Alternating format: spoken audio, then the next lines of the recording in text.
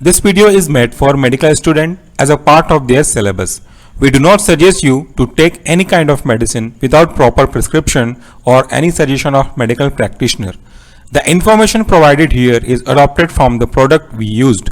Our motive is to clear the concept of medical student for the betterment of their academic qualification. Note, self-medication is always hazardous. Do not take any medicine without the proper guideline and prescription of any of the medical practitioner. Hello friend, welcome to the channel pharmacy dictionary. आज का ये video बहुत ही important है but थोड़ा सा लंबा होगा। अगर आप पूरे कॉन्सेप्ट को समझना चाहते हैं तो आप वीडियो के लास्ट तक जरूर देखिएगा। आज हम बात करने वाले हैं डोलो 650 का, जिसका एक्टिव कॉन्स्टिट्यूएंट है paracetamol tablet which is based on Indian pharmacopoeia. अब अगर आप ये सोच रहे हैं कि अगर ये पैरासीटामोल टैबलेट है तो इसमें और डोलो 650 और बाकी जो नॉर्मल टैबलेट है उनमें क्या डिफरेंस है। इससे पहले पैरासीटामोल के ऊपर हमने वीडियो अपलोड किया हुआ है क्रोसिन का, और मार्केट में और भी ब्रांड नेम से आते हैं जैसे कैलपॉल वगैरह।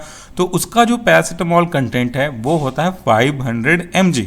लेकिन यहाँ पे जो ब्रांड नेम है आप देख सकते हैं डोलो 650, इसमें जो पैरासीटामोल का स्ट्रेंथ है यानी कि उसका जो पावर है, जिसका जो डोज है वो 500 ना होकर के 650 है, यानी कि 150 mg उस डोज से एक्स्ट्रा है। तो ऐसा क्यों है और ये डोलो 650 नॉर्मल पैरासीटामोल 500 से अलग किस बात पे है, इन सब की जानकारी आपको मिलेगी। सबसे पहले हम मूव करते हैं कुछ बेसिक पॉइंट पे। तो आज के इस पेंडेमिक सिचुएशन में आपने देखा हुआ है कि अभी जिसको भी कोविड-19 का केस है उनकी बॉडी में एक सबसे सिंपल सा सिम्टम नजर आता है, वो एसिम्टोमेटिक हो, उनको अगर छोड़ दें तो वो है आपका फीवर।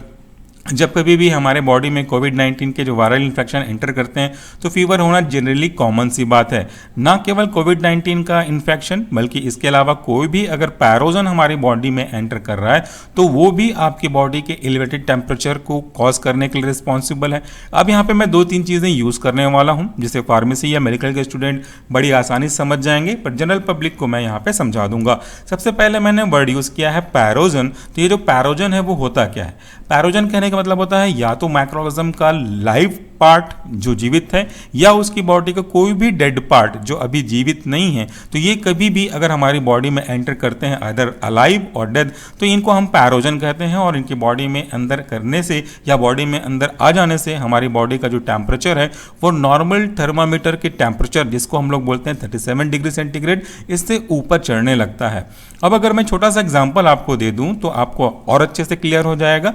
अगर आपके घर में गीजर है या अगर गीजर नहीं भी है तो अगर आपके घर में कोई भी इलेक्ट्रिक प्रेस है तो उसमें आपने एक फंक्शन देखा होगा कि जिस भी टेम्परेचर पे आपने उस मशीन्स को, चाहे गीजर को या टेम्परेचर को सेट करते हुए आपके प्रेस को सेट किया हुआ है, तो उससे अगर टेम्परेचर ऊपर होता है तो आपको एक छोटी सी आवाज़ कट करके आती है और वो जो मशीन है गीजर एंड प्रेस दोनों बंद हो जाता है। और जब वो टेम्परेचर डाउन हो जाता है तो वापस से उस पॉइंट पे पहुंचने के लिए मशीन ऑन होती है, जिसे हम कहते हैं ऑटो कट का प्रिंसिपल। जिसके पीछे जो मशीन पार्ट प्ले करती है वो है आपका थर्मोस्टेट। बिल्कुल ऐसा ही हमारी बॉडी में एक थर्मल रेगुलेटरी सेंटर होता है जिसे हम हाइपोथैलेमस कहते हैं। ये हमारी बॉडी में टेम्परेचर को मैनेज करती है। जब कभी भी बॉडी में टेम्परेचर किसी कारण से ऊपर होते हैं, इसका मतलब यह है कि उस एजेंट ने जिसने आपकी बॉडी में एंट्री ली है आपके इस थर्मो रेगुलेटरी सेंटर को अल्टर किया हुआ है। इसके कारण से हमारी बॉडी का टेम्परेचर बढ़ने लगता है। ना केवल पैरोजन बट पैरोजन के अलावा भी और भी सब्सटेंस होते हैं जिन्हें हम इंटरल्यूकिन्स और TNF अल्फा भी कहते हैं। ये काफ़ी कुछ कह सकते हैं एक जनरल पब्लिक के हिसाब से कि इन्फ्लामेटरी मीडिएटर्स हैं। इन्फ्लामेटरी मीडिएटर्स कहने का मतलब ऐसे एजेंट्स हैं जो कि इन्फ्लामेशन के प्रोसेस में पार्टिसिपेट करते हैं और इन्फ्लामेशन के प्रोसेस को स्टार्ट करते हैं। अब लॉजिकल चीज़ यहाँ पे एक चीज़ और भी समझ में आ रहा होगा आपको कि कोविड-19 में जो वायरस है हमारा, ये आपके रेस्पिरेटरी सिस्टम को अफेक्ट करता है, और जब कभी भी ये रेस्पिरेटरी सिस्टम में अटैक करते हैं तो ये आपके लंग्स में इन्फ्लामेशन कॉज करते हैं जिससे म्यूकस का फॉर्मेशन होने लगता है, और इनकी एंट्री ही आपके इस थर्मो रेगुलेटरी सेंटर को डिस्टर्ब करती है और बॉडी टेम्परेचर इंक्रीज हो जाता है। कोई भी स्टेट अभी आज आप देख रहे होंगे तो वो न्यूज़पेपर में एडवाइजरी जारी कर रहे हैं, और हर एक एडवाइजरी में पैरासीटामोल 500 mg और किसी में पैरासीटामोल 650 mg को कंपलसरी रिकमेंड किया गया है प्रिस्क्रिप्शन में। लेकिन ये जो पैरासीटामोल है आइदर 500 mg और 650 mg ये SOS है, मतलब जब कभी भी आपकी बॉडी का टेम्परेचर इंक्रीज हो गए, बुखार हो जाएगा, तभी आपको इसको लेना है। It is not a regular part of your prescription unlike the other ivermectin and other drugs. तो जब कभी बॉडी का टेम्परेचर नॉर्मल टेम्परेचर से ऊपर हो जाए तो उसे वापस से इसके नॉर्मल लेवल पे लेके आने के लिए, आपके थर्मो रेगुलेटरी सेंटर को सेटअप पॉइंट पे लाने के लिए हम इस डोलो 650 का यूज करते हैं।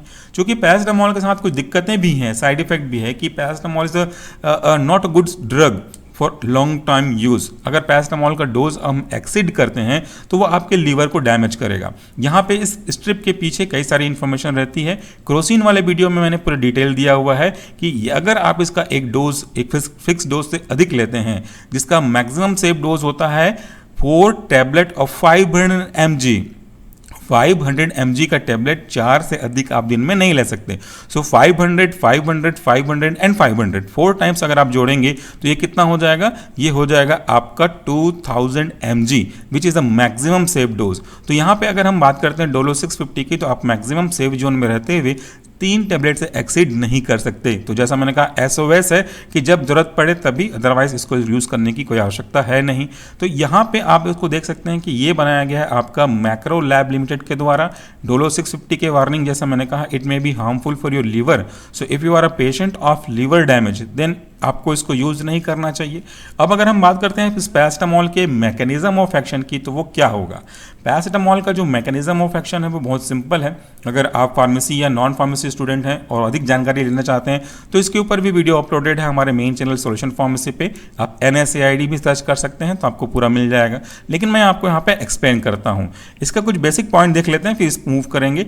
ये MRP है इसका 15 टैबलेट के लिए 30 रुपये 74 पैसे, 15 टैबलेट इस पे रहते हैं।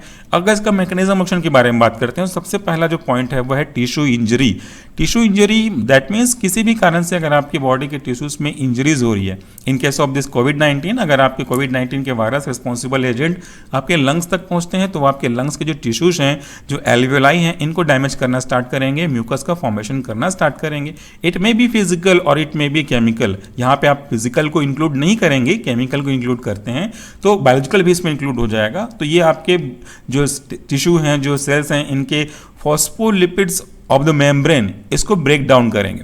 इसके ब्रेक डाउन होने की वजह से एराकिडोनिक एसिड निकलेगा, और इस एराकिडोनिक एसिड के आगे फर्दर प्रोसेस को अगर आप देखें, मेन चीज़ मैं यहाँ पे एक्सप्लेन कर रहा हूँ, बीच के प्रोसेस को हम स्किप कर सकते हैं। इसके अंदर oxidative stress, injury, ischaemia, seizure या इन्फेक्शन भी आ सकते हैं। सो इनके कारण से अल्टीमेटली कॉक्स का पाथवे बनता है, साइक्लोऑक्सीजिनेस पाथवे, COX-1 और COX-2। लेकिन जो सबसे इंपॉर्टेंट है, जिसे मैंने यहाँ पे जगह नहीं दी है लेकिन आपके लिए बहुत जरूरी है जानना, कि एक COX-3 भी होता है। और आज के रिसेंट लिटरेचर के हिसाब से हमारा जो पैरासीटामोल के काम करने का साइट ऑफ एक्शन है वो है बेसिकली COX-3। तो यहाँ पे COX-3 के ऊपर हमारा पैरासीटामोल काम करता है। अगर ये COX-1, COX-2 और COX-3 तीनों बन जाते हैं इस एराकिडोनिक एसिड पाथवे से, तो फाइनली ये कन्वर्ट होगा प्रोडक्शन ऑफ प्रोस्टाग्लैंडिन। ये जो प्रोस्टाग्लैंडिन बन रहा है ये रिस्पॉन्सिबल है पेन और फीवर वगैरह के लिए। तो अगर हम चाहते हैं कि इसके असर को, दैट मीन्स असर ऑफ इफेक्ट ऑफ प्रोस्टाग्लैंडिन को हम कम करें, तो आपको COX-1, COX-2 या COX-3 को अफेक्ट करना होगा, इनहिबिट करना होगा। So we are having different types of COX inhibitor, either non selective COX inhibitor और प्रेफरेंशियल COX-2 इनहिबिटर और सेलेक्टिव COX-2 इनहिबिटर। अगर पैरासीटामोल के बारे में बात करते हैं तो यह आपके COX-3 को स्पेसिफिकली अफेक्ट करता है और इसके कारण से आपका जो फीवर है वो कम हो जाता है। Although paracetamol is example of NSAID, इसका पूरा मतलब होता है non steroidal anti inflammatory drug. ये जो ड्रग है आपके 3 एक्टिविटी को पजेस करता है। इन्फ्लामेशन को भी कम करेंगे, आपके माइल्ड एनाल्जेसिक का भी काम करता है, पेन को भी हल्का सा कम करेगा, और स्ट्रॉन्ग एंटीपायरेटिक होते हैं। हालांकि मैंने कहा कि एनाल्जेसिक एक्टिविटी भी पजेस करते हैं, बट ये जो आपका पैरासीटामोल है वो एक वीक एनाल्जेसिक लेकिन पावरफुल एंटीपायरेटिक है। Please pay attention on this word. It is a strong antipyretic. I did not say antibiotic. It is an antipyretic. तो ये हमारा जो पैरासिटामॉल है वो बेसिकली इस तरीके से अपना काम करता है। जैसा हमने एक बार आपको ऑलरेडी रिपीट किया हुआ है कि paracetamol is not an common medicine, although इसको हर कोई यूज करता है, हर घर में पाया जाता है, ऑफनली यूज करते हैं, but please do not use unnecessarily. अगर आपको इसकी जरूरत नहीं है तो पैरासिटामॉल को अवॉइड करिएगा। जैसा मैंने कहा, इसका 2000 mg is a maximum safe dose, इससे अधिक होना नहीं है, और अगर जरूरत पड़ती है तभी केवल आपको यूज करना है। इस वीडियो में मैंने कुछ फार्माकोलॉजिकल पॉइंट को भी इंक्लूड किया है। आई होप कि जनरल पब्लिक इसको जो देख रहे होंगे उनको भी ये कॉन्सेप्ट क्लियर होगा। At the last, thank you so much for watching this video. Please do take care of yourself, be safe. Thank you.